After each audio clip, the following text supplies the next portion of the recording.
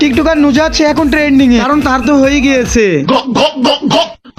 Viral. আমি জানি তোমরা টাইটেল এবং থাম্বনেল দেখে কেন এই ভিডিওটাকে ক্লিক করেছো, কারণ আমার কাছে তো আছে 19 মিনিটে 25 সেকেন্ডের একটা viral. Seriously, what the fuck are you doing? So hey guys, welcome back. I hope কি তোমরা সবাই ভালো আছো আল্লাহর রহমতে, এবং তোমাদের তো আমি অনেকটা বেশি ভালো আছি। স্যার আপনি একটু বাইরে গিয়ে আবার ঢুকেন, আমরা আপনাকে দাঁড়ায় সম্মান করি। তার কোনো প্রয়োজন নাই ভিডিওর মেন পয়েন্টে। সত্যি কথা বলতে গেলে এইসব নেস্টিং মার্কা টপিকগুলোকে নিয়ে আমার ভিডিও বানাতে মনই চায় না, কিন্তু না বানিয়েও কোনো উপায় নেই, নিজেদের মনুষ্যত্বকে এবার একটু জাগিয়ে তুলতে হবে। আমরা নামতে নামতে কতটা বেশি নিচে নেমে গিয়েছি সেটা প্রমাণই তোমাদেরকে আমি দিব এই ভিডিওতে। এমনকি তার ওইটা ভাইরাল দেখে পোলাপানে কি কমেন্ট করেছে তাও তোমাদেরকে আমি দেখাতে চলেছি। তার আগে তোমাদেরকে আগে দেখাই যে মেয়েটা চরিত্র আসলে কেমন। আরে তুই জানিস কাল কি হয়েছে?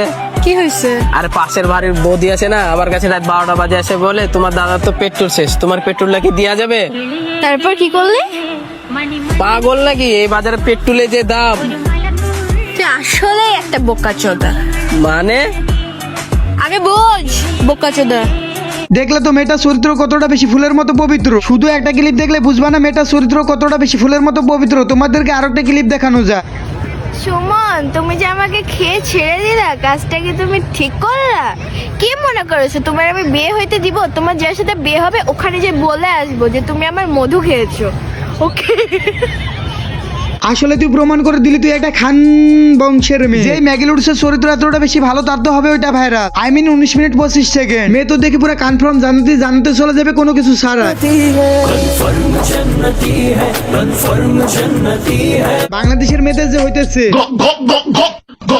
ভাইরাল, এটা কিন্তু নতুন না, এটা কিন্তু অনেক আগে থেকে, সেই 2022 সালের আগে থেকে দেখে আসতেছি মেয়েদের একের পর এক এইসব ভাইরাল হইতে। আর এইসবগুলো ভাইরাল করে কারা? তাদের কাছের লোকেরাই কিন্তু। আর এইসব ভাইরাল ভিডিওগুলো দেখে কিন্তু পাবলিকেরা ভালো মতো মজা নিতে পারে।